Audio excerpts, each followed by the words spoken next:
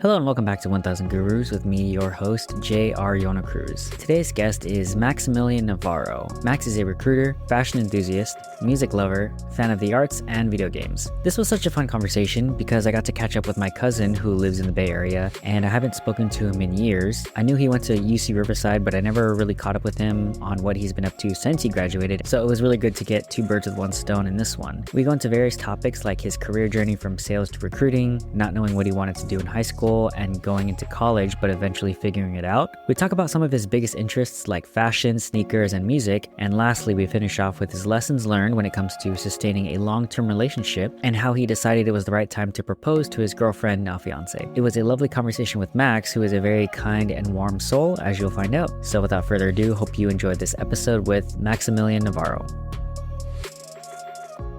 Hello and welcome back to 1000 Gurus. Max, welcome to the show. Thank you. Thank you for having me. Yeah, thanks for being here, man. I really appreciate it. I want to say that it has been quite some time since we spoke to each other, right? Do you have an estimate of how long? Because I have a feeling in my head that it's been a long time. Probably around, I want to say pre-pandemic, possibly at this point. Maybe a little bit post, but yeah, around that time. I want to say, I feel like I haven't talked to you in person since before you went to school, like college. I think we met up once because I think my dad was there too when we went to. You're right. It was like there. 7 Leaves or something, right? Were you in school already? Yeah, we met at 7 Leaves down. Was it Irvine or was it? Yeah, I think OC somewhere. Yeah. Yeah, somewhere in OC. Did we talk or did we just meet up real quick? We met up real quick, but we sat down and I probably sat with you guys for maybe 30 minutes or so, 30, 40 minutes. Oh, okay. And we're just chatting and you were already, over 7 Leaves. You were already in school, right?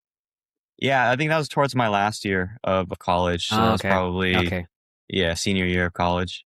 You're right. Okay, I remember that photo. I think before then was the last time I spoke to you was definitely before you went to school. Because I remember you were applying or something like that. Like you were in high school and looking for colleges and stuff like that. But then, and then afterwards, I think we were talking with your dad and then I think we were asking about career stuff. And then I think you or him talked about how you wanted to go into fashion or you're interested in fashion or something like that. That's what I vaguely remember. But that was right after the pandemic, right before the pandemic, something like that. I think that had to be right before. I think right. It was right you graduated 2020, right? Yeah. So it was probably 2019 or something like that. Probably 2019. So pretty much 7 years at this point. Yeah, no, I mean, and even then, if it was right before then, that's at least 10 years, right? Right. But yeah, it's cool to see you, man. I'm glad to speak with you. Yeah, we hung out a long time ago. I think obviously when we first met. Okay, so for the audience, we're family, cousin, specifically second cousin. I had to look that up. I'm like, okay, well, I don't know what this is, but so we're cousins. So your mom and my mom are cousins, right? And we've seen each other Thanksgiving or Christmas sort of times, and sometimes we'll have the family gatherings at your place and your family's place in San Jose. I remember a long time ago, you and your sister were so tiny. You guys were up to my waist, and then now you guys are super huge, and then out in the real world and adult. So it's pretty crazy to see you guys grow up. Yeah, you went to school at UCR, and then I know you're really into fashion, music, sneakers, and you currently live in San Jose, right? That is correct. Yeah. And then you work as a recruiter and you recently got engaged, right? Is that everything correct? And did I make happily engaged. I am a recruiter. I love fashion, love sneakers. Sounds all right to me. Nice. All right. So what else are you up to? TLDR. I mean, I know we haven't caught up in a long time, but what, just for the audience, what's the recent happenings? Right. So, I mean, as you alluded to, ever since post-grad, just been navigating my way through adulthood, really, at the end of the day, just learning how to pay taxes, learning how to pay rent, mainly. So just trying to navigate all of the normal aspects of life. But yeah, I've been really honed into my career these past 2 years or so. Prior to being a recruiter, leading into it, a lot of my time was spent in luxury retail. I used to work for a company called Aesop. They spell $50 hand soap. So I used to be there for a while, found my way into recruiting, and it's been a career that I've really enjoyed. So I just try to put my head down and try to grow at a exponential speed, really. So I wish I had more fun things to do outside of life. I'm trying to get that in now, doing a lot more physical activities. My fiance, she's a bodybuilder, so I've been trying to match her essentially. And when it comes to diet, when it comes to physical activity, I've been trying to get into hobbies again. Recently picked up like a new trading card game to nerd out Mm. with a couple of my friends. It's a Riftbound from League of Legends, so just trying to get back Okay. into that. But other than that, just still trying to keep up with my old hobbies of fashion and music too. So just exploring the age old, Nice. trying to figure out what to do. Nice. I like it, man. Yeah, and we'll get into a lot of those things too. I'm glad you brought them up, kind of like a little preview. All right, I guess we can just jump straight in. So, as usual with my guests, I like to humanize you guys, origin story, career trajectory, life aspirations. So, like easy jump off question, where did you grow up and what were your main influences? Gotcha. Growing up, I've always been in the Bay Area. I was born and raised in San Jose, East Side San Jose specifically. I was homeschooled up until about high school. So a lot of my influences, especially as a kid, as a youth, I was pretty chronically online for the most part. I mean, this was a time where it wasn't really like Gen Alpha or how like attached and online they are, but I grew up on like being on Xbox Live, playing Halo with random people, probably triple my age. And then watching Star Wars and being super enamored by like Jedi, lightsabers, and then trying to build those worlds with all these Lego sets I would buy that. Well, I think if I really were to summarize it, really though, a lot of sci-fi growing up. I think because I was so sheltered, having that otherworldly kind of world building in all these different stories helped inspire kind of what interests me today. Just kind of like being like a chronic daydreamer myself. So ever since, I think that influenced kind of like my taste nowadays overall. But in terms of going into high school, I think the social aspect was a bit hard at first. I wouldn't say I was like, I was awkward, but I wasn't too awkward. But I think high school really helped me learn like social cues at the end of the day because it was the first time being in a public school environment. It was about like 700 people in one class. So 700 times four. And then just those experience there has helped me shape kind of like how I act nowadays for the most part. Just experience I've done there and kind of like how I would navigate it then is kind of similar how I navigate it now, just more on a more mature level, I would say. Professional level, yeah. Yeah, How I don't professional know. level. I don't know if you thought about this a lot, but what do you think? How do you think you would have been different, if at all, if you weren't like, let's say, homeschooled for that long, right? Good question. And I've thought about this before, but really when I think about it, I think I would have been way more easily influenced by others, to put it simply. I think growing up homeschooled and being around my family, I think it's given me a couple things. One, it's given me a deep appreciation for the family relationships I was able to build internally with my parents, my siblings. I have three siblings for those that don't know. And so just having that close relationship with them growing up, I didn't see it then, but now that I look back on it has really shaped my shaped how much I value family and close relationships in the first place. If I didn't grow up in that homeschooled environment, I think I might have been, there could have been a higher possibility of me being influenced in things that, I don't value at this point in time. And I think that Like was the more intention. susceptible, right? Like peer Yeah, pressure and stuff like that. 100%. I mean, I'm still susceptible to peer pressure. We're all human, temptations, all that kind of stuff. I think it really helped build like my conscience, I guess. I know what I feel is right. I know what I feel is wrong. Just being in that homeschooled environment and kind of just having those family values. I think that really helped. And that might not have been the same if I went to a public school growing up. Yeah, that makes a lot of sense. So I guess question for you then, if or when, if you ever decided to have kids, would you homeschool them, or is there a balance there, like certain age? What are your thoughts? hmm if I were to have kids, I've already thought I'm not going to homeschool them. Definitely Okay, not. okay. Even though there was net positive in my experience, I think it's more so of a selfish thing where it took a lot of effort on my parents' side to be able to support that type of lifestyle. My dad was the sole provider during that whole timeline, and I think the only reason why it was so successful is that my mom was able to dedicate pretty much 100% of her time to our growth. If I had to split my time to homeschooling and career and just like personal time, I don't think the outcome would have been the same as my outcome. And so I realized the how much sacrifice is needed for that kind of homeschooling structure. And I don't think I want to put that kind of effort into it. I see. Okay, so then hypothetical, if let's say you were in a place, and I don't know if this would ever be like a desire, right? Let's say financially, career wise, you're set so that you could do like your mom 100% into family life, right? Would you still want to do it at that point because you don't have that same constraint? Or is it more just like, I prefer to actually do my life and career and all this stuff like that, and then have like a more traditional-ish sort of family where they can go to school and whatnot?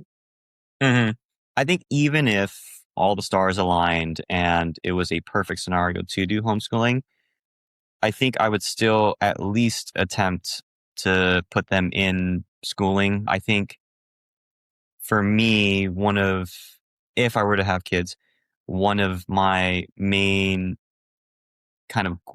traits I would want to pass down is learning how to network efficiently. Of Okay. course, like saying that to a kid, they're not going to get that, but it comes through like social skills, right?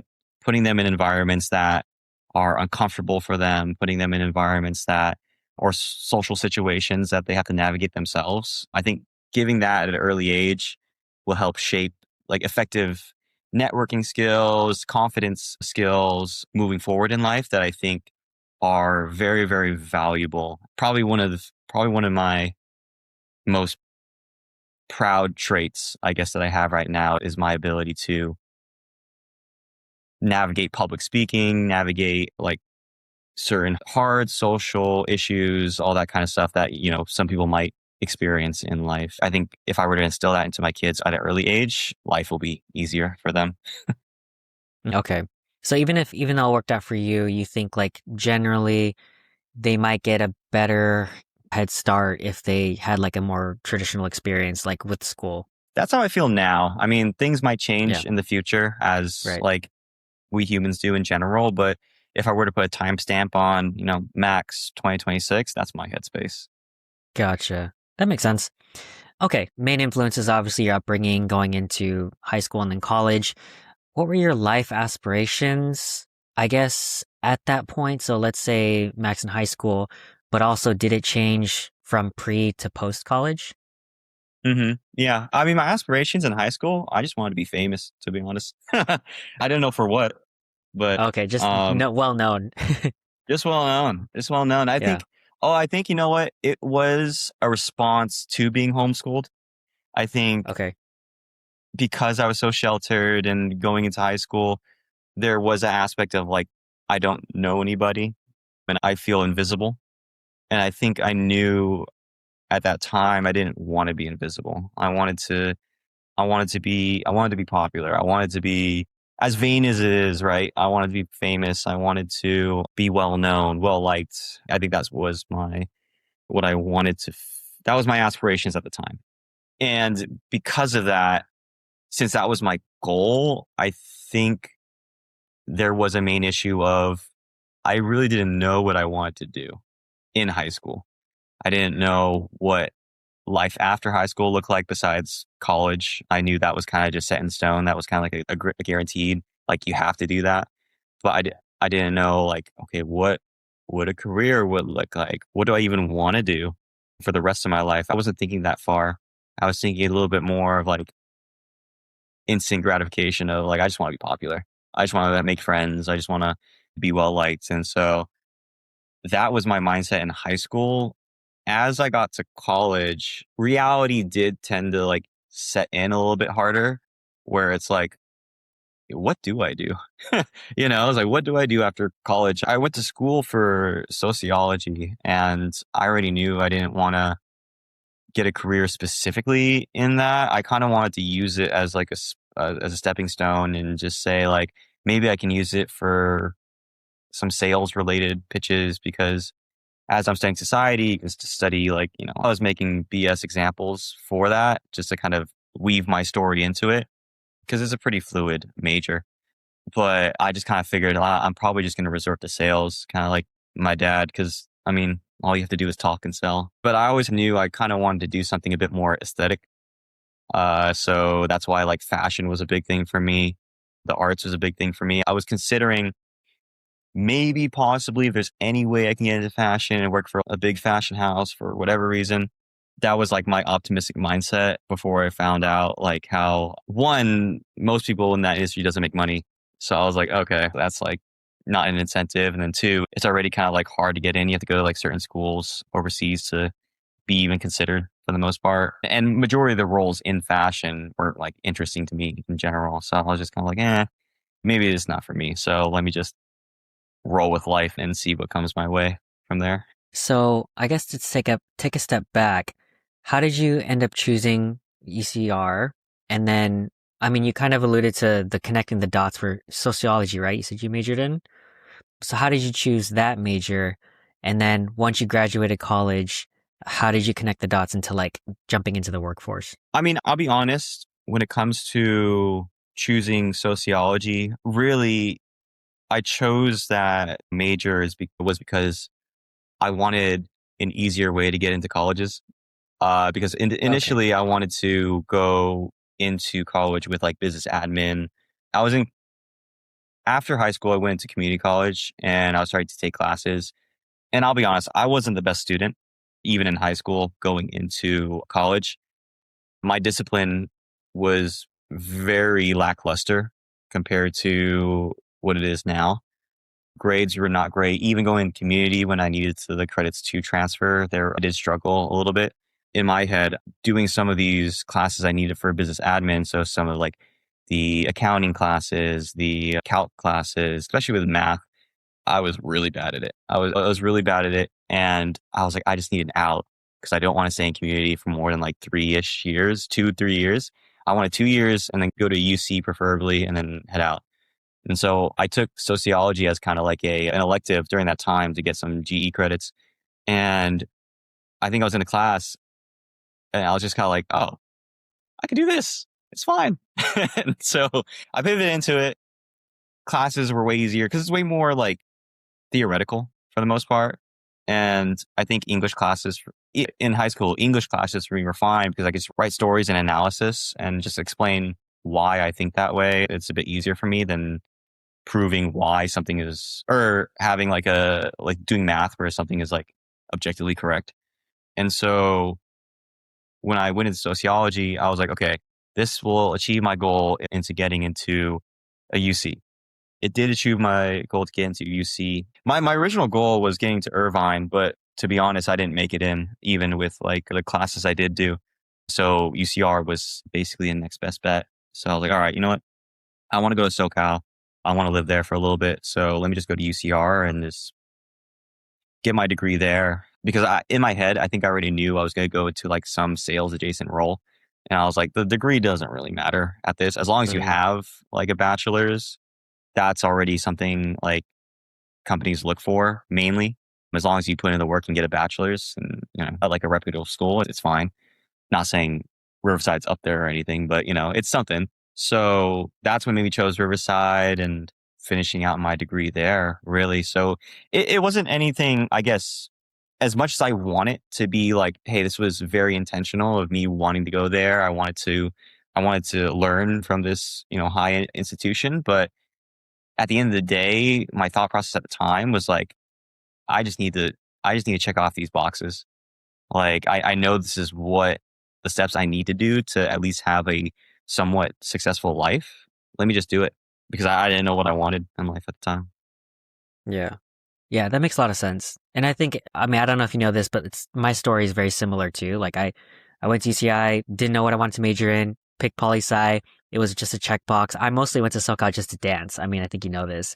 And so I did that, graduated. I'm like, I still don't know what I want to do. And I'm not going to go for something I don't care about, like going to law school. I'm like, okay, I already crossed that off the list. I don't want to be a lawyer.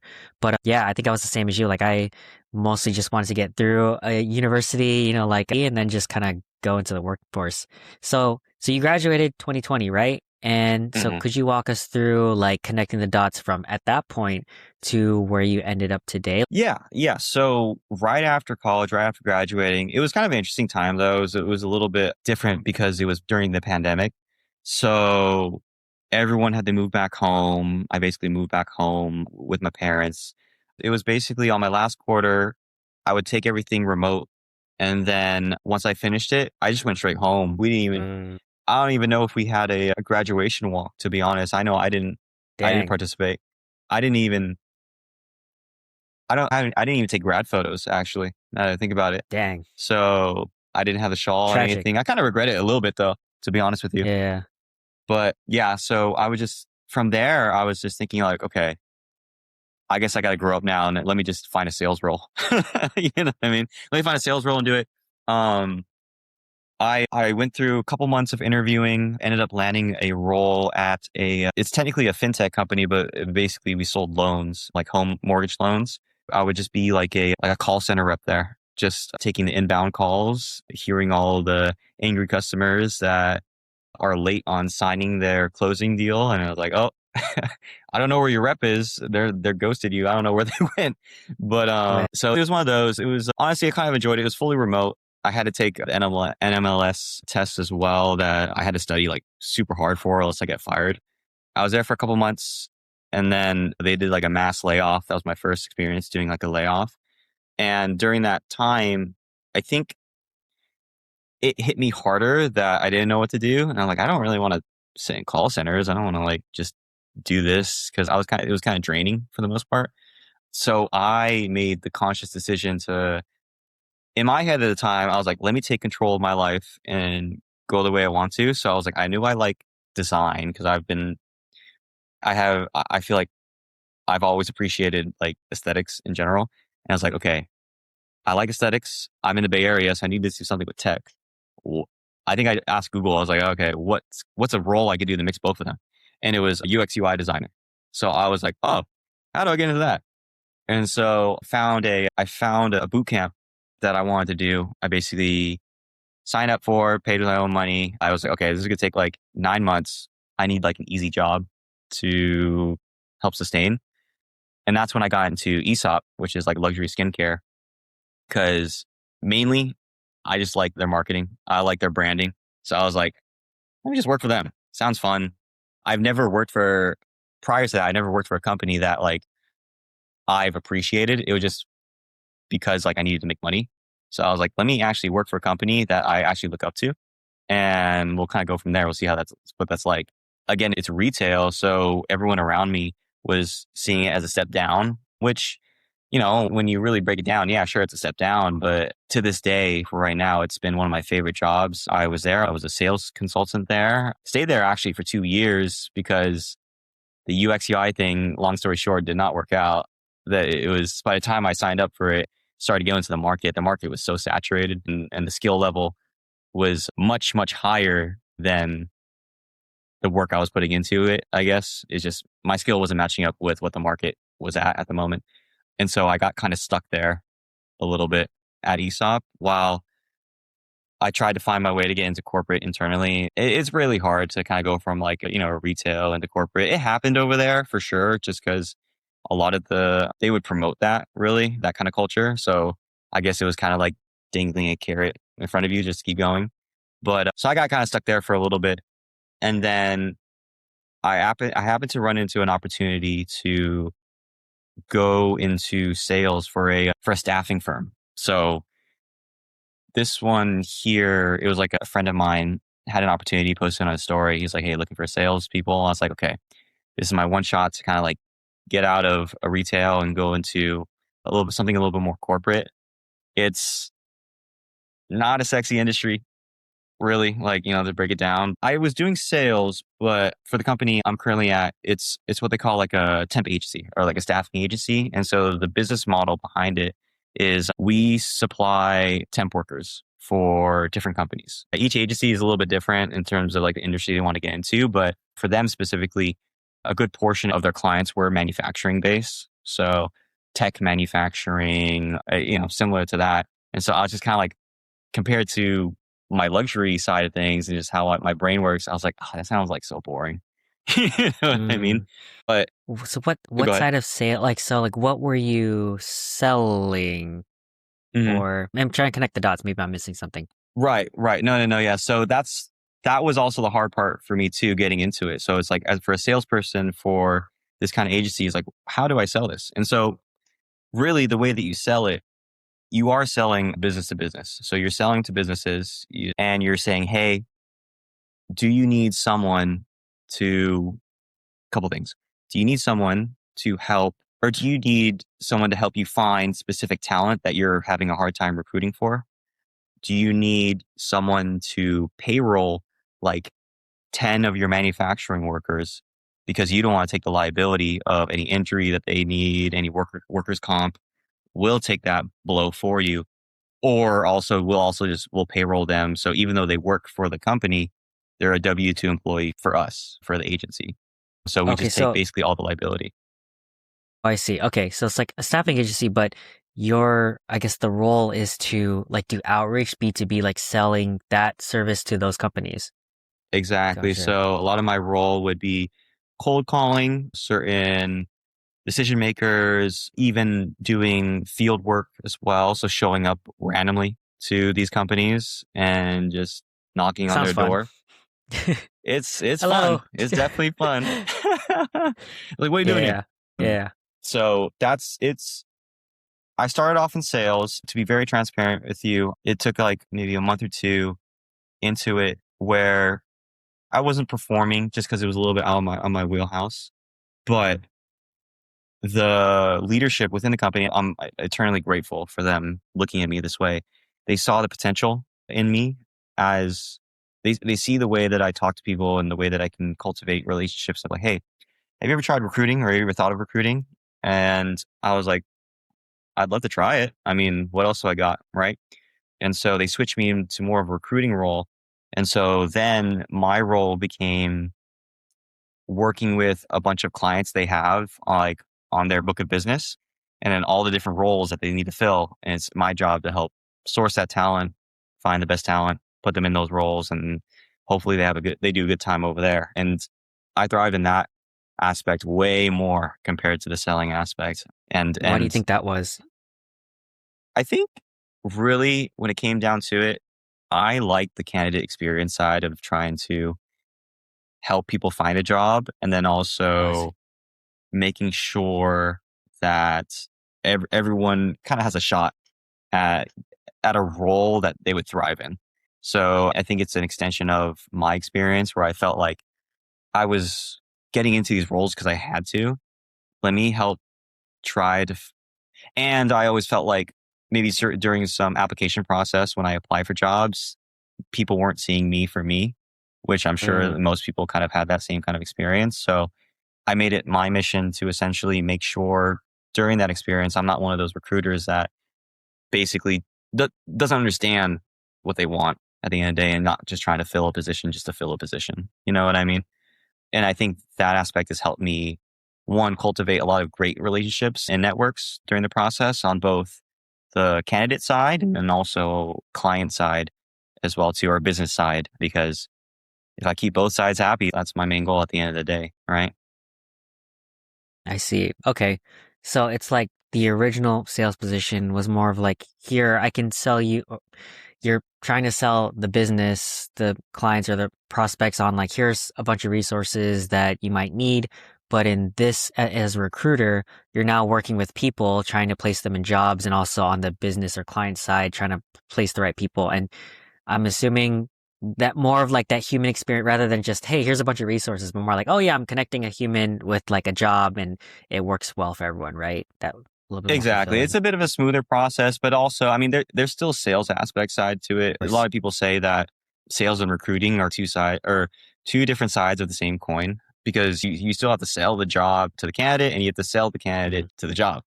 So I think it wasn't the sales aspect that I wasn't really connecting with at first. I think it was just what the process of the role, or at least the nitty gritty of the role. I appreciated doing the nitty gritty of recruiting work rather than the nitty gritty of sales, because sales, especially when it comes to outbound sales, it's a lot of knocking on people's doors and getting a lot of no's. And you have to like prove yourself a little bit more, I think, of like, why is it worth it? Rather than when talking about jobs with people, there's always kind of like at least a slight interest on the candidate side, because I mean, who doesn't want a job, you know? Yeah. There's usually in that side, they know that there's an inherent benefit to a job opportunity, right? Exactly. Yeah, that makes a lot of sense. Okay, so then you found yourself into recruiting, fortunately, and then has it just been there smooth sailing ever since, and then now you're, starting a new position, or what's the... Exactly. Yeah. Smooth sailing ever since. Been through a lot of great experiences, a lot of learning lessons through this whole process. Even though my career in recruiting has only been maybe a year and a half at this point, learned a whole bunch during that process, because of the mass amount of clients I had to work with. I have worked with tech companies. I've worked with fintech companies. I've worked with the manufacturing side of things. I've worked with a wide range of different type of hiring managers, so I could see how to like talk to these different type of people. It's a lot. It's a lot to juggle, especially on the agency side of things. And wrapping up my time there this week to join my new opportunities is slightly a little more in-house for a company I really look up to. I'm very excited to see where my career goes from here. And I'm excited to announce it in the near future when I start. Yeah, no, that's exciting. Also, too, timing wise, this episode is going to come out like end of March. So there's a good buffer there. So no secrets will be spilled until then. Oh, we chilling then. I could probably just drop it right now. So I'll be joining as a recruiting consultant for LinkedIn. So, oh, nice. Exciting. Yeah, so super exciting. So it's slightly more in-house, but still working with like external clients and everything like that. But it's known to be like the largest staffing company in the world. It's based off, right. I mean, the nature of it, right? So exciting times. I'm excited to see what comes from it. I'm happy about the opportunity. Just jumping for joy. Yeah. All right. I have a lot of things I want to hit, but we're short on time, or I'm trying to make this concise. But so basically, challenges, lessons learned. You mentioned that you learned a lot there, and I'm sure there's a lot of good insights that you can pass on. Lessons on being a good recruiter. What part of that was like your inherent sort of how your brain works versus skills you had to develop? Maybe if this makes sense or if it's proprietary, but like how does one land a job at LinkedIn or like at a higher company as someone who is a recruiter and getting into a company like that? Any parts you want to take on first? When it comes to landing a job, specifically with maybe some of these higher companies or even just startups in general, because I have also interviewed for different startups in San Francisco that I've gone quite far and I have had a lot of interest in them as well. But I think the main thing I want people to take away from, especially when it comes to the job application process, because a lot of people I see online, I mean, you see it all the time on LinkedIn, you see it all the time on like even just Instagram and TikTok. You have people saying that, I applied for hundreds of jobs. I haven't heard back from any of them, which I get. I was in the same boat too. I think a couple of things that I try to help candidates look at during this process is when you are doing the mass blast of like your resumes everywhere, where are you getting callbacks from? Really try to group up why are they responding to you? Why are you getting your first round in the first place? And look at their job descriptions, see which ones were you matching up with specifically. Like for me, when I was doing my first initial like job search, I noticed the ones that would give me the time of day would be the ones that were looking for someone with high volume recruiting experience and agency experience, which fit me to a T because of the high numbers I would produce and then also the agency setting compared to maybe some of the other recruiting positions that needed someone a little bit more in-house, etc. So I was like, okay, I see I'm getting called back for these guys. Let me tailor my resume to really lean into that heavier so that for those who also have that kind of requirement, it'll make me look stronger instead of me using a general resume to try to be a catch-all. And I think by doing that, it has helped the consistency of different companies reaching back out. So I think if people can do that, that will help the job aspect. When it comes to landing it, I think understanding when you start to get the first, maybe second round, third round, by that point, the hiring team knows you can probably do the job. But I think at that point, they're asking, do they understand what they're doing in the first place? Like, what is the bottom line of why we need this role open in the first place? Because we're not just going to hire people just to hire people. We're hiring people to help solve a problem. So do they understand what that problem is in the first place? Like, what are they trying to solve? Sure. Say, for example, if we took like a sales role, I guess, for example, that was opened up for like a small tech company. If they have the requirements on there, and if that candidate just speaks to the requirements, be like, oh yeah, I could do this, this, and this. But do you understand why we opened up the sales role? Like, do you understand our product? Do you know how to sell our product to, or well, I guess to take it back, do you even know like who our customer base is? Do you even know how fast do we want to scale? Like what do you think our goals would be by X amount? If you can speak to those things and like try to predict it beforehand, I think it could kind of help. And you could be totally wrong about it too. It's like, at least you made the attempt to like try to understand their business. I think that goes a lot further than just saying, oh, I saw on the job description the requirements were X, Y, and Z, and I've done this here. It's still good, but you have to say like, okay, but what was the result from it? Like, what was the business impact from it? I think that helps people. That would help propel people a lot further overall. That's a really good tip. So I guess just to recap, it's not just speaking to the requirements that you see for what they're looking for, but if you can do a little bit more, maybe critical thinking, research beforehand, whatever you can do to be like, okay, I have a better understanding of this industry, the position of this company in that industry or in this market, what the actual pain points are in like the real life time right now. How can I solve that? It's like, okay, maybe they're hiring more because of this thing in the market or this thing in the world. And I know that most companies in this industry have this problem and I know I can help solve that, and digging a little bit deeper. So I'm assuming, and I would like to get your thoughts on that, that's just doing more research beforehand and or just thinking a little bit harder and like making a guess just to show that you are standing out a little bit more? Or is there any other tips on how to leverage that sort of opportunity you're saying? Mm-hmm. That's basically what it is. And when it comes to doing that research, you don't have to go too in depth because obviously they're not going to expect you to know. But I think it's more so the action of showing that you tried to learn it. The effort goes a long way. And to be honest, you could be very general with it too. You don't have to go into details like, oh, I looked on your report. Your numbers from Q4 were down X amount. And it's like, sir, how do you know this information? No, exactly. I mean, sure, you can find like maybe if it's a public traded company, you can probably look it up. Right. But they're not expecting you to do that. And honestly, I don't think they want you to go that deep. As long as you know like a general sense of why you're doing something and you can speak to that, I think it goes a long way. As repetitive as it is, people talk about the STAR method a lot. Like, when answering a question, you have to bring the situation, bring up to speed the situation, do the task that you were doing, the action you did to resolve the situation, and what was the result of it, right? So that's the STAR method. I think as like redundant as that advice is for a lot of these interview prep, I think just having a general knowledge of it really does help, especially when it comes to like the interview process. But at the end of the day, it's just trying to like keep it concise, get the main meat and potatoes of why you think the way that you do, and hopefully that comes across to the recruiter or hiring manager at the time.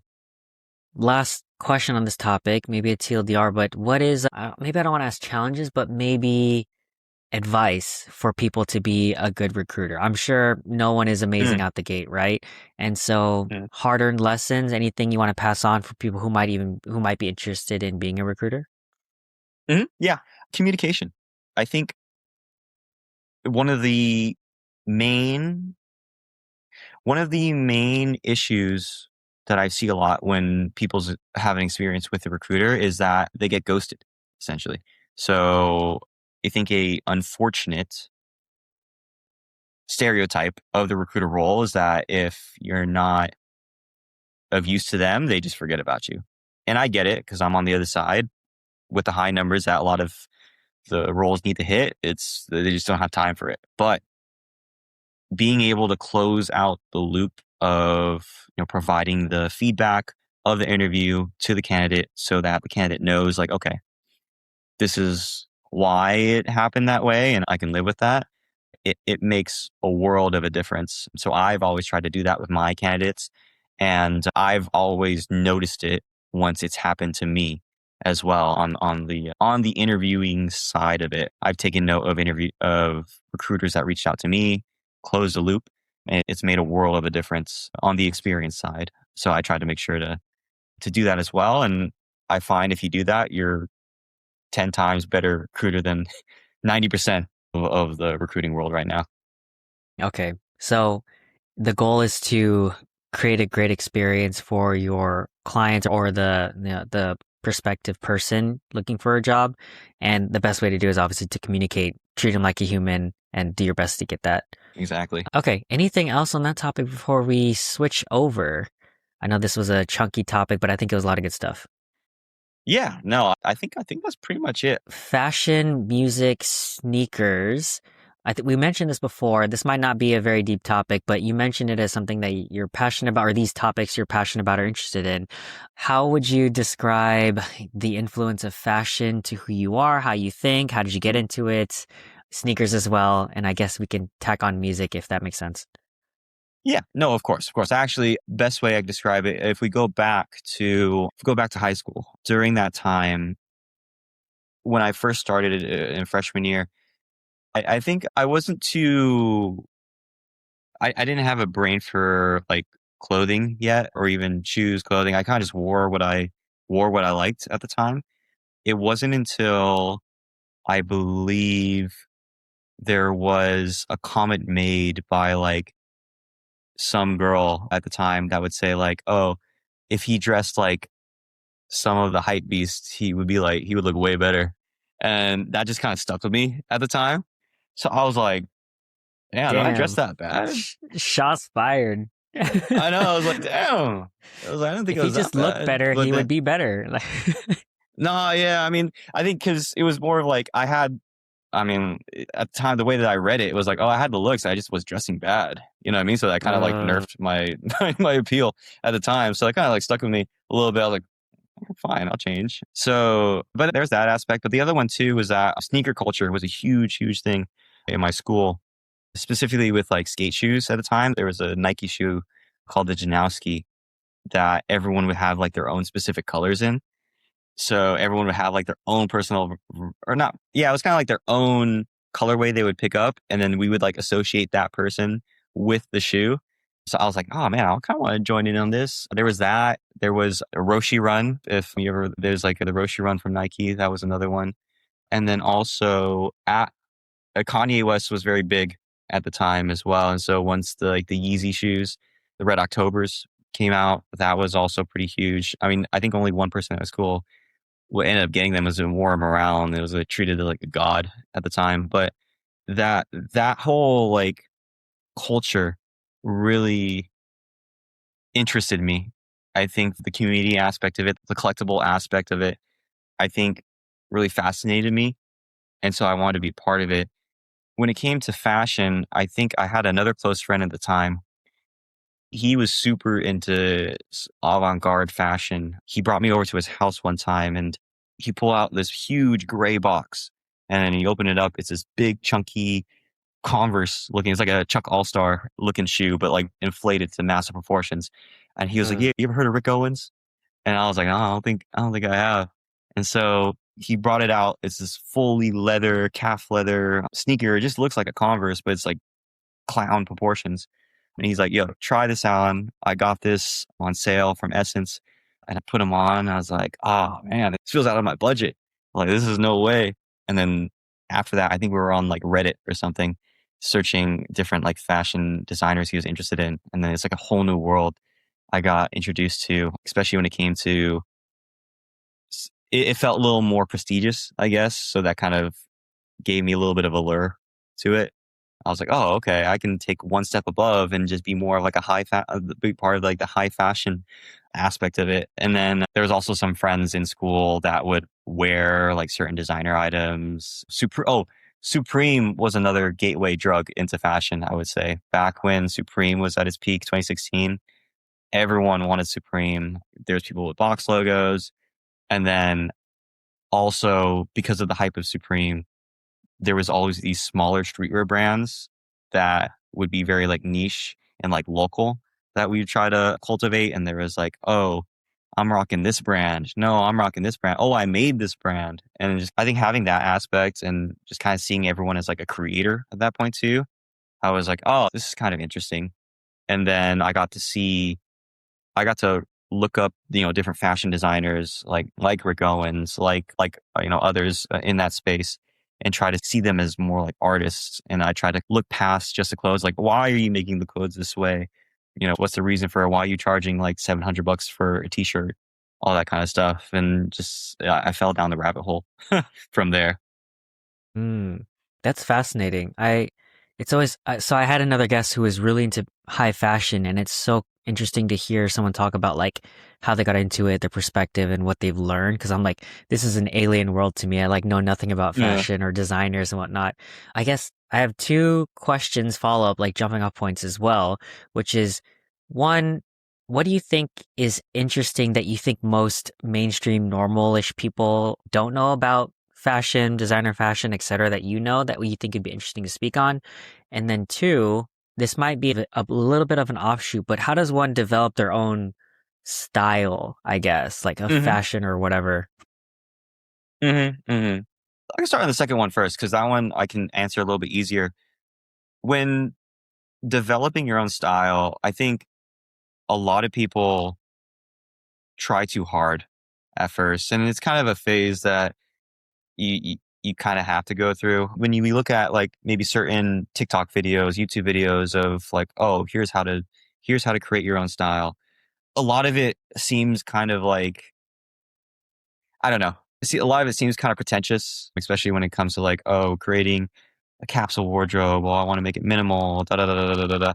I think really at the end of the day, keeping that like normie mentality of I just want to wear what I like, that will make you more individual than trying to intentionally curate, I guess, a closet, like hyperfixate on curating a closet, I guess. If you just kind of naturally gravitate to certain pieces, if you naturally gravitate kind of like with a gut instinct, don't think about like too hard on why you like it. You can think about that later, I guess, if you're trying to like cut down your closet a little bit. But when you're first like drawn to a piece, at least for me, I kind of have like a gut feeling like, oh, I like how this looks. I kind of just want to wear it. If it clashes with whatever colors that I'm doing, then so be it. If it looks weird, if it looks ugly to other people, I don't know. I like it. So let me do it. I think that if you have that mentality as an individual, it's going to be a lot easier to kind of like find your style. And you might not even notice it during that process too. Other people might say it for you, be like, oh, I like your style. And in your head, you're just kind of like, well, I was just kind of like wearing whatever I wanted to wear. Starting off that way will make things a lot easier, because then you won't have to like overthink too much of like, oh, these colors don't match. Oh, these patterns like clash. I mean, you'll know if they clash because it'll look ugly to your eyes. At the end of the day, it's your style and you can do whatever you want with it. There was like this trend for a couple years, even present day, where for men's fashion, they would talk about proportions. So they were like, okay, to make sure you had the perfect proportions, you had to do like a t-shirt that was slightly cropped, and then make sure that your legs were elongated. So you have to have like a high-waisted shirt, or no, high-waisted pants. to kind of make sure you had like the perfect proportions to make sure you don't look like small. And now you got everyone like just dressing that way, and it's not really like unique anymore. And it's like a rule book that Mm, people feel like they need to follow, but I feel like you lose yourself into like overthinking it. You're like, oh, I have to dress this way because, or else I'm gonna look like short and frumpy if I don't. But I think the mm. main thing that if I were to tell someone I want it, if they're asking me, how do I get my own individual style? Really, at the end of the day, just pull what you like. Like, just throw it on what you like. Because if you overthink it, it's just going to be way too stressful. And it's not even worth it at the end of the day. Okay, so you're saying like it's more intuitive, more of a gut feeling than anything, not really like try not to overthink things with style, just kind of wear what you like, what you think looks good on you or etc. And then naturally you'll sort of find your style. Yeah, exactly. Yeah. That's how I feel. Of course, if you're interested in learning more about why things are created the way it is and why a fabric looks good to you in the first place, start off by going by the gut feeling. And then you can ask yourself, why is my gut feeling telling me this? Like, why do I like this fabric? Why am I always gravitated to this fabric? What is it about it? Because then you can kind of explain why you like something instead of just going like, I just like it because I like it. Uh, Yeah.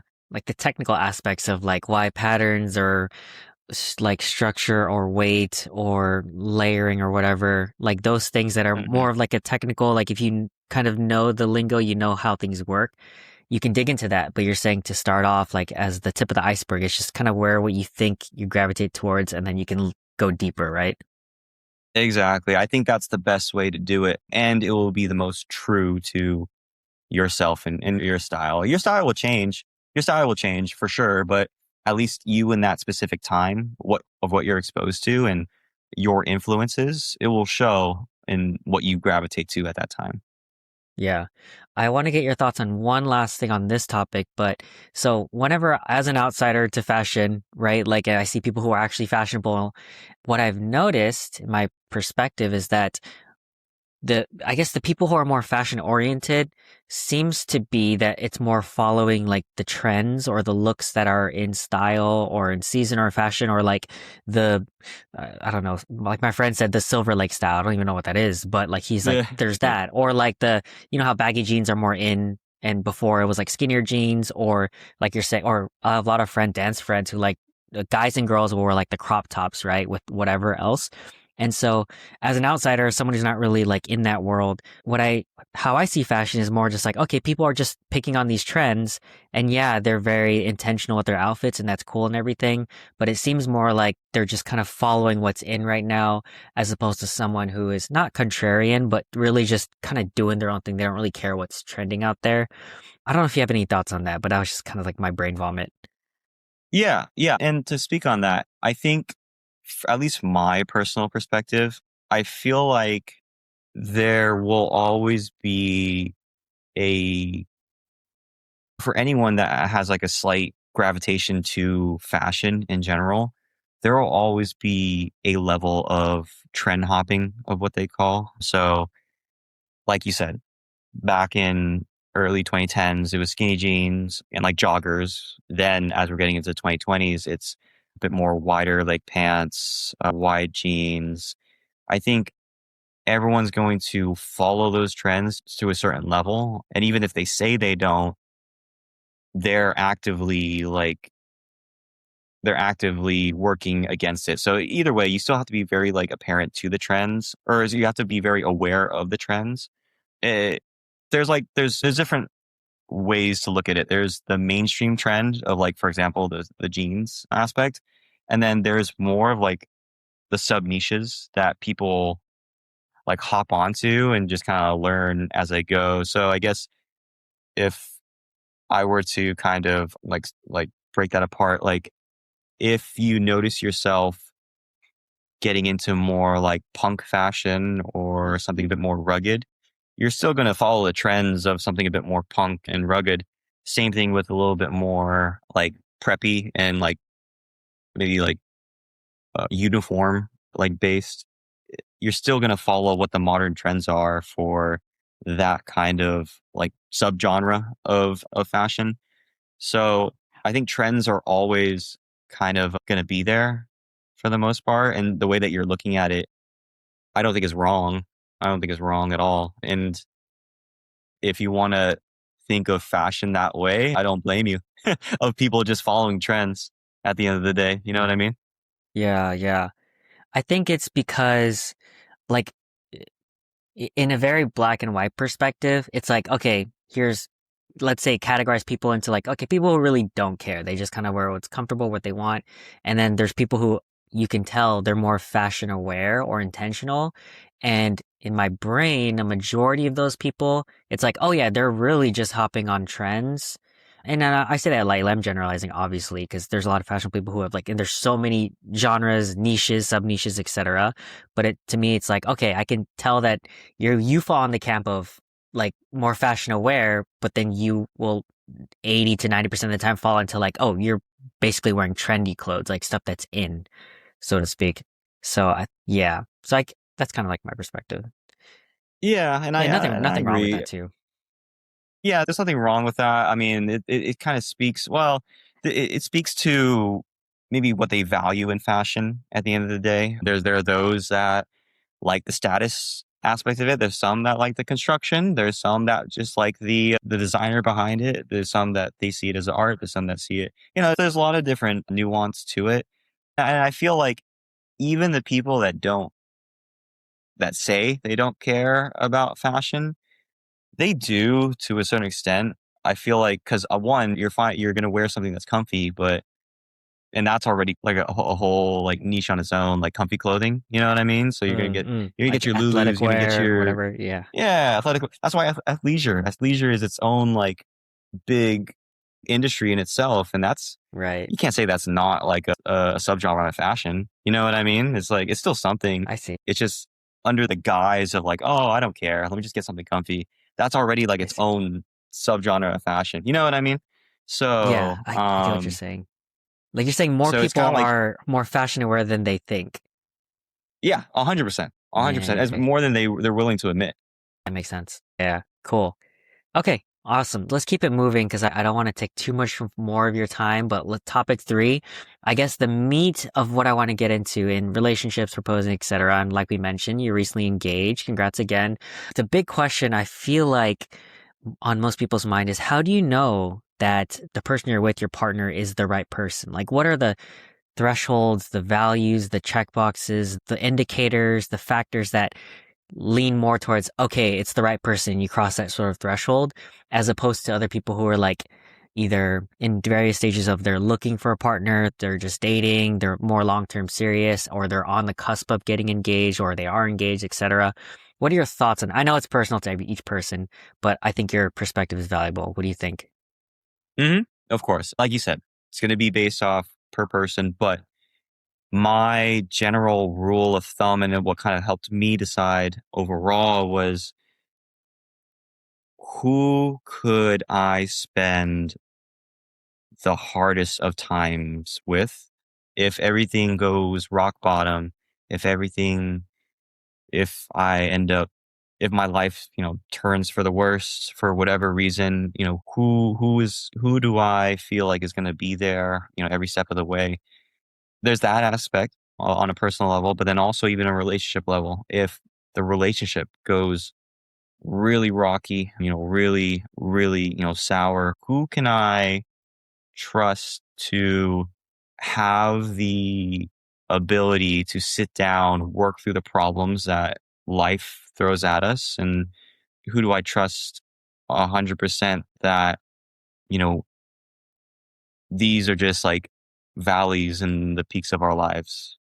You know, who can I trust to help hike up that hill with me? And so I feel like the positive times will always be there and will always come if you feel confident that your partner is going to be there during the hard times, and if you feel confident for yourself that you will have the motivation to also support your partners, just kind of have that mutual relationship there, even in the worst of times, that's when you know you're with the right person.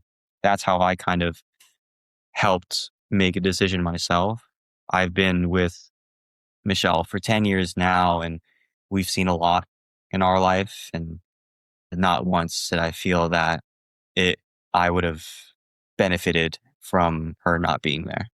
So Mm, that's how that's how I kind of think of it. If I were to make just one, there's a lot of other things I can probably talk on, but if I were to think of one that doesn't get talked about enough, probably because it's a real situation that happens with a lot of relationships, just the rocky times come, it's going to happen.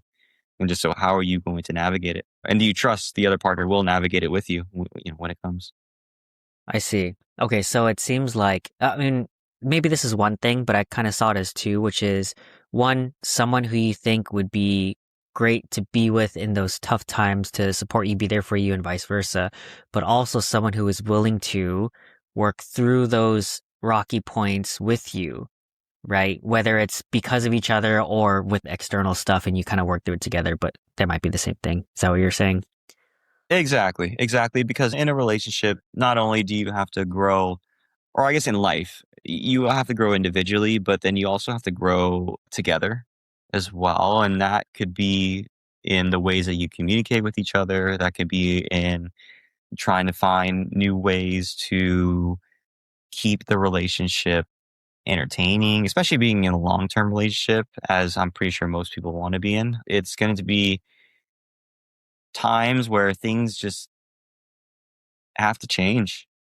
Things have to change, and you have to trust that parties can grow together during that, long periods of being together. I guess that's kind of my last question, which is like, what do you think are the keys to sustaining a long-term relationship? In your case, 10 plus years, the insight or the question coming from, like you said, people who want to have a long-term relationship, but it's so easy to have a relationship when you're in the honeymoon phase, you're on the cocaine Mhm. brain of hormones of like, oh my God, I love this person, they can't do any wrong. But I think the value of the relationship is how you can get through the tough times, like you said. But in your opinion, what do you think are some of those keys to sustaining a long relationship? One is communication. I think communication, as I feel like most people would say, is the biggest thing. You have to be Like in open what with your way? partner. Yeah. So the main ones, I think, being open in terms of how you feel as a person about like certain life events that you guys might experience through together. I think if you bottle things up too much, it backfires a little bit, especially if you don't agree with, say, like how your partner reacted to the certain scenario, or how or anything of like similar of that nature. If you don't like nip it in the bud and be like open and be like, hey, I was kind of uncomfortable of how you did this and this and this, or I was uncomfortable of how we went about this of our day, X, Y, and Z. I think being open, and if both parties are mature to be able to talk about it, I think it helps kind of understand each other a little bit better, and where our boundaries are. Setting the boundaries of certain things too really helps. That's pretty general stuff. But the other one I want to touch on was making sure there's enough space to grow as individuals, Mm, because I think what's helped sustain the relationship is our ability to grow as individuals. Because then it kind of seems like we're dating not essentially new person, but there's something new to learn about them like every other year. Like, for example, with Michelle, she only started bodybuilding probably about 3-ish years ago. And if you asked me if she would have done that like 6 years ago, I would have thought you were crazy. That was not an avenue I thought she would explore.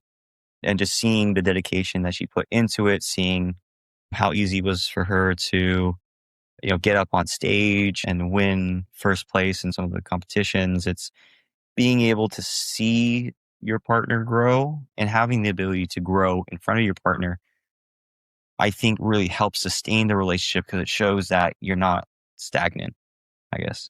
That's what I'm trying to say. yeah. No, that makes a lot of sense because sustainability, it's kind of like, man, what's that Tony Robbins quote? If you're green, you're growing. If you're red, if you're ripe, you're rotting.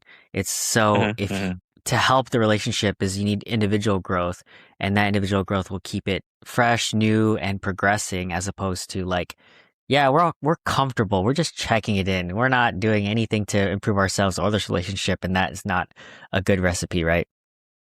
And it's fine. Well, it's fine to have those periods though, Course. of comfortability. It's very natural to have those periods of comfortability. You can't grow.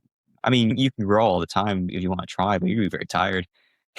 you need to you need times to just enjoy the fruits of your labor. We've worked hard to get to this point of our relationship. Let's take some time to sit and smell the flowers of where we're at right now, enjoy the present, and not always just kind of look to the future and just kind of like Right. keep chugging along. Does that make sense?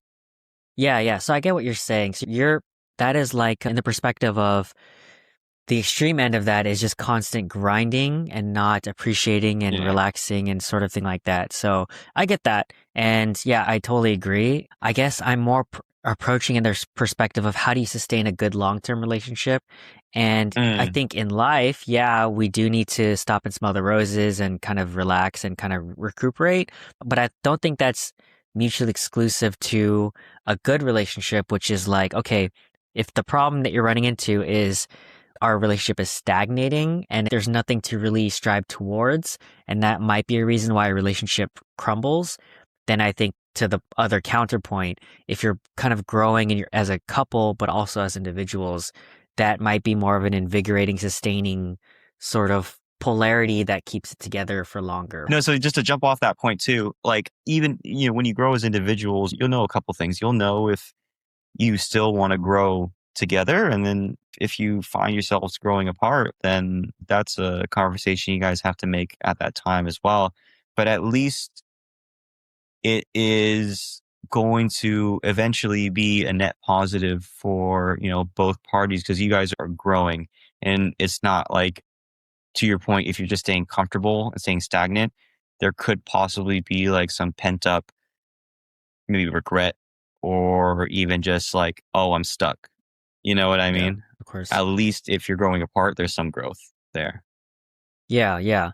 And I think even just on the outside of a relationship situation, I think as human beings, we tend to be happier when we're growing and progressing towards something. And that's not to be synonymous with hustle culture and grinding and not having Yeah. rest, right?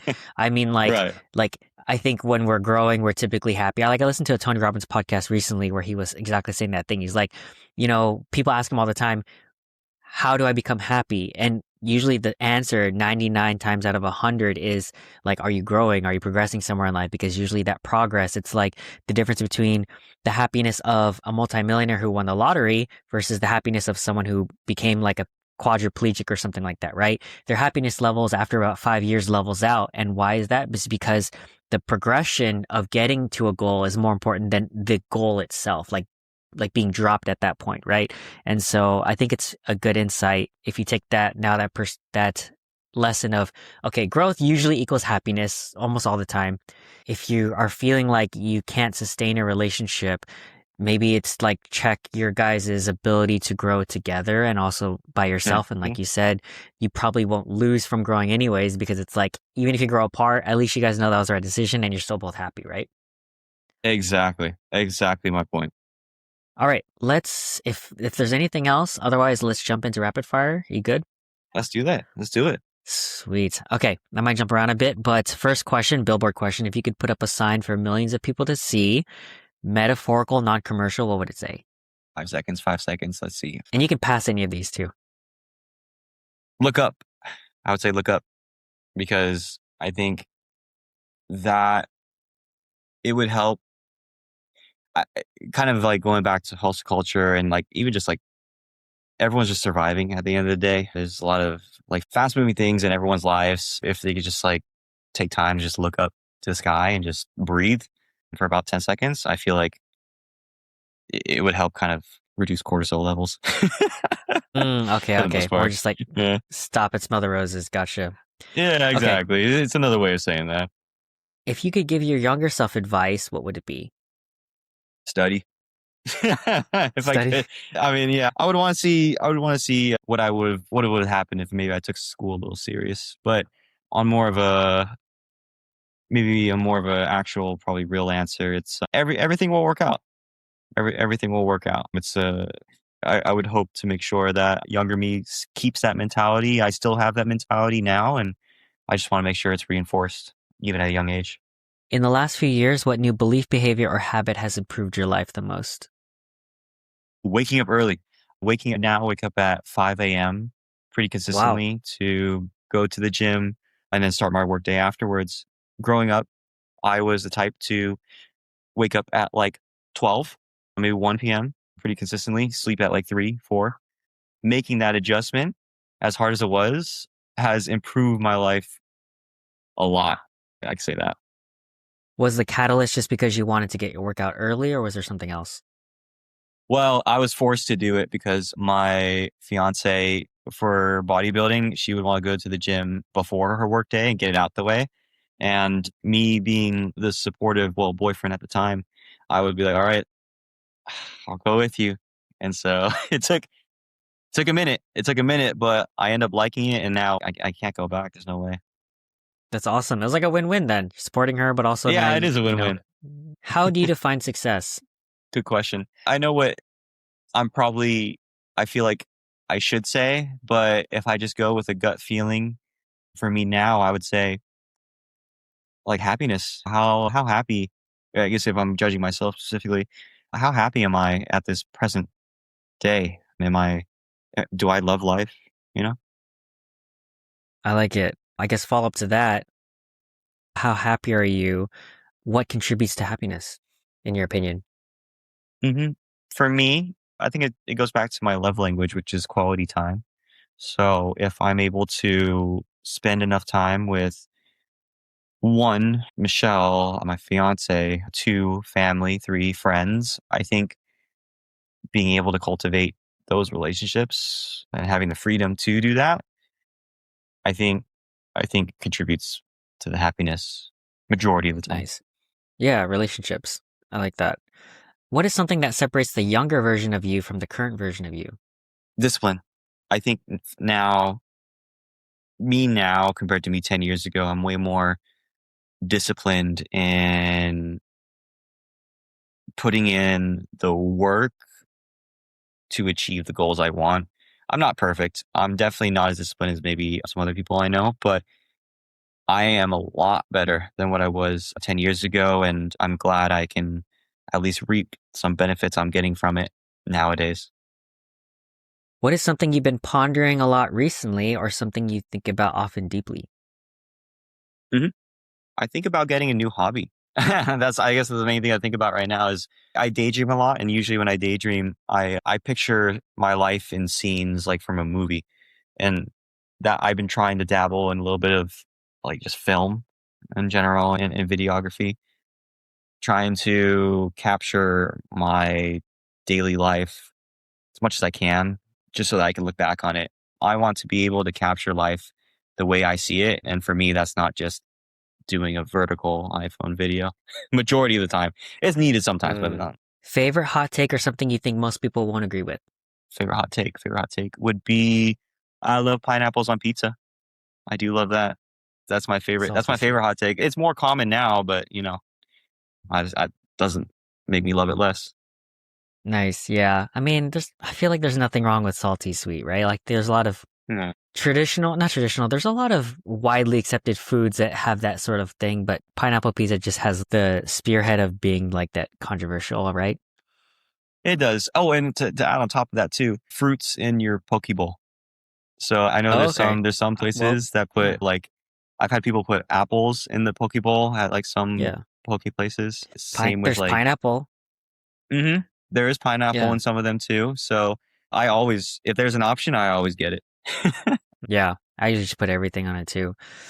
Oh no. Okay. Yeah. Here's one thing I don't think I've asked a lot, but what do you think are some of the differences between how you see yourself versus how others see you, if any? hmm hmm I think a lot of people see me.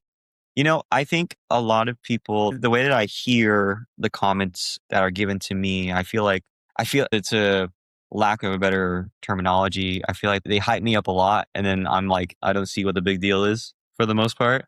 one way I would say is my fashion sense is one. Even though I'm like a big fan of it and I've obviously spent a lot of time on it, I wouldn't consider myself like hugely like the best person to dress or anything like that. But I've had people come up to me and just trying to ask, styling tips, all that kind of stuff. And I'm like, I feel like you're giving me way too much credit. But it's maybe that's one thing that I appreciate at the end of the day because I do put effort into it. But it's just interesting to see how much of high regard it gets, or at least they tell me in their eyes compared to me.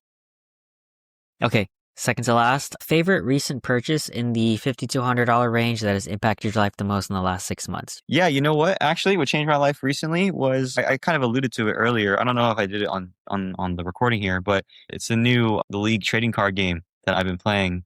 No ad, but this it's called Riftbound. It's very hard to get, very very hard to get right now. I had to go to an event last Sunday where they would basically give everyone random packs. They would get actually random packs like this to break open this like the sealed packs.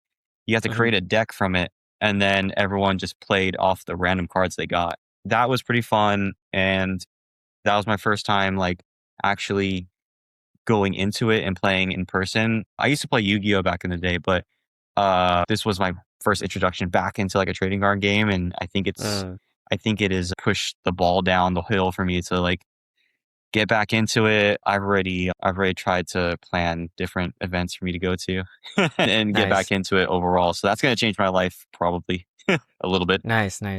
How do you spell Riftbound? How do you spell that? Riftbound. Riftbound. And then, I mean, if you put up like League of Legends card game, it'll come up. Okay. Gotcha. But it's very fun. It takes a little bit to get used to. I don't even know all the rules for a lot of these cards, but I think that's the fun of it, to be honest. Especially because it just came out. The game is probably almost a year old now, and everyone's just learning.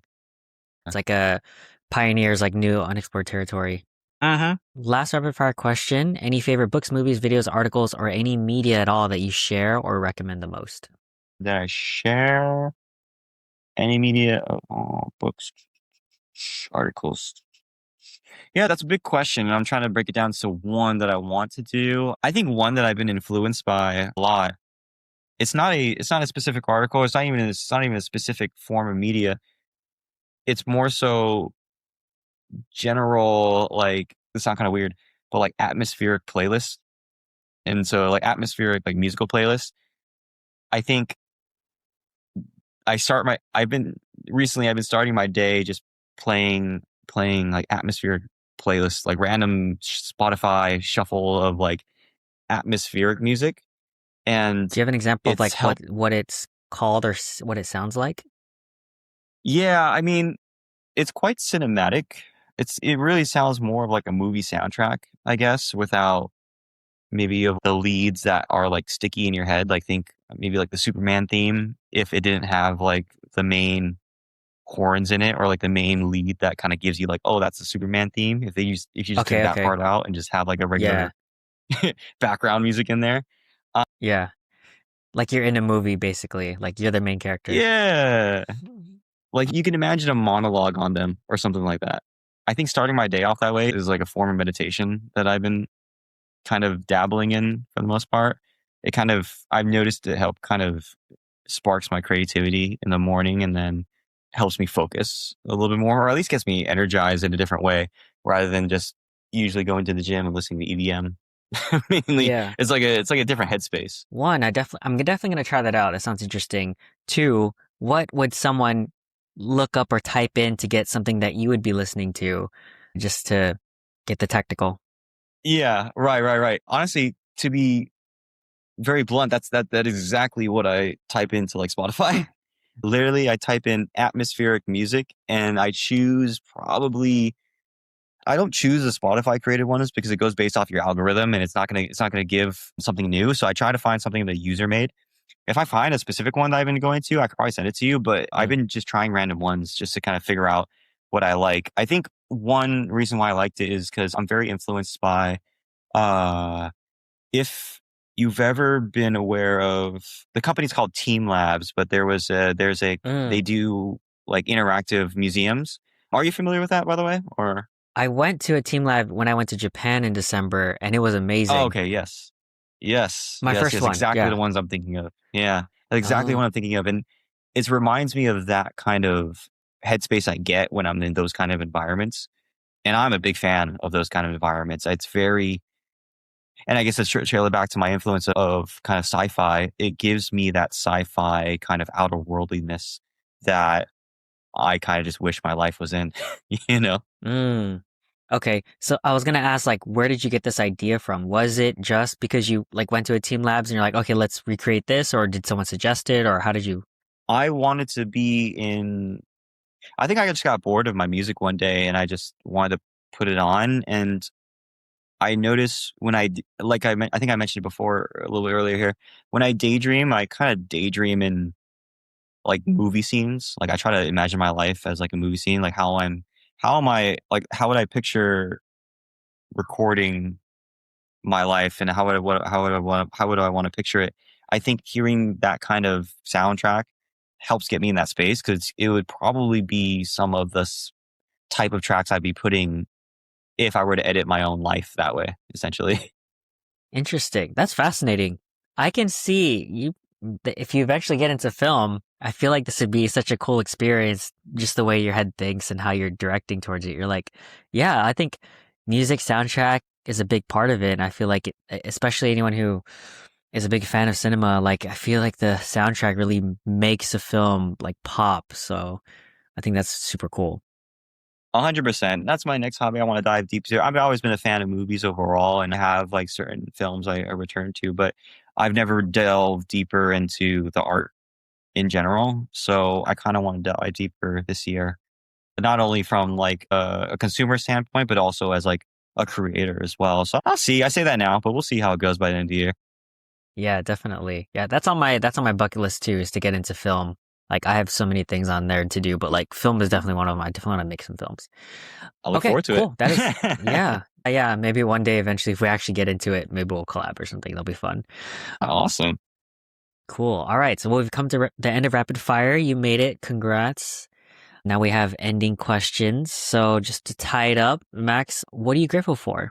I'm grateful for all the relationships am able to make up until this point of my life, whether that be through my wonderful fiance, my family that I have grown up, you, for example, with, and just retaining this kind of relationship, and just all the friends I'm able to cultivate and really have great experiences with. Look back on my life and like, wow, I've really had great memories so far. And I look forward to seeing what great things come as the years go by. Final ask from the audience or any final takeaways you'd like them to have from this conversation? Start wearing what you like. Just wear what you like. Don't think too hard about it. But no, other than that, maybe go back to my billboard. Look up. Look up sometimes. Just kind of Nice. appreciate the sky. Look up and wear what you like. I like it. All Mm-hmm. right. So final question. Final question. Where can we find you if people want to check out what you're up to or potentially connect? Yeah, find me on Instagram. I think Instagram will probably be the best way for me. It's Maximillian, Kan, Maximillian.can. It's just my full name, but the last three are the initials. Cool. Awesome. All right. Well, thanks, Max. Again, I really appreciate it. This was a very fascinating conversation for me. It was also nice to semi catch up. And yeah, wishing you the best. And like, we'll connect again. And so I generally just very appreciate you. Thank you. No, I appreciate the opportunity of being on the podcast here. Thank you for taking the time to just learn more about me. And I really appreciated just kind of, sharing my perspective on a platform like this. Okay, let me do my final sign off for the audience before I stop the recording. So thank you guys for being here. I really appreciate it. Be sure to like, follow, subscribe, 5 stars on whatever platform you're listening to, all that good jazz. Leave us love in the comments. Leave Max love in the comments. And, we like that. We like to get hyped up. And reminder to always be kind to other people, especially yourself. And remember that you can always learn something from someone if you take the time to listen. So thank you guys for being here. Thank you guys.